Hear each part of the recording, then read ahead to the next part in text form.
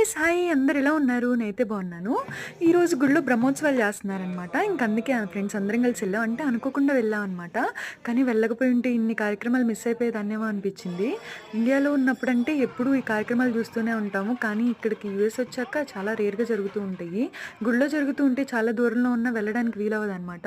ఇంక అందుకే ఎప్పుడైనా ఇలా వచ్చినప్పుడు మంచిగా పండుగలు చూసుకొని వస్తే అన్నీ ఉంటాయి. మేము అలా బయట ఉంటే పంతులు గారు వచ్చి మీరు కూడా పార్టిసిపేట్ చేయండి అంటున్నారు. భరతనాట్యము అన్నీ ఉన్నాయన్నమాట. ఇంకా దేవుడిని పల్లకిలో మోసుకెళ్తున్నట్టు ఉయ్యాలు ఊపుకుంటూ తీసుకెళ్తున్నారనమాట. మొత్తం ఊరేగించడానికని చెప్పి అన్నీ రెడీ చేస్తున్నారు. నాకైతే ఏంటో తిరుపతి వైబ్స్ వచ్చినాయి అసలు ఎందుకో గానీ. అలా కళ్ళ ముందు దేవుడిని చూస్తుంటే కళ్ళల్లో నీళ్ళు ఆగలేదు.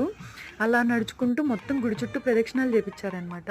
ఇక్కడ ఎక్కువ స్పేస్ ఉండదు కాబట్టి దేవుడికి అలానే దగ్గరలో చేపిస్తారు. డోర్స్ క్లోజ్ చేస్తున్నారు. ఎందుకా అని అడిగితే అమ్మవార్లంట స్వామి లేట్‌గా వచ్చినందుకు అలిగారంట. అందుకని చెప్పి అమ్మవారిని గేట్ ముందు నుంచోబెట్టి స్వామివారికి తలుపులేసేశారు లోపలికి రానీకుండా. ఇంక అటువాళ్ళు ఇటువాళ్ళు మాట్లాడుకుంటూ ఉన్నారనమాట. ఆర్గ్యుమెంట్‌లో ఎవరు గెలిస్తే ఇంక వాళ్ళే విన్ అయినట్టు. ఇంకా స్వామివారికి తలుపులు తీశారు మాట్లాడుకొని. ఇంక అలా స్వామొస్తుండంటే అబ్బా! ఎంత అసలు కళ్ళ నిండా ఉంది. అందరూ ఇలా డాన్స్ ఏస్తా స్వామి ముందు ఎంత బావుందో అసల.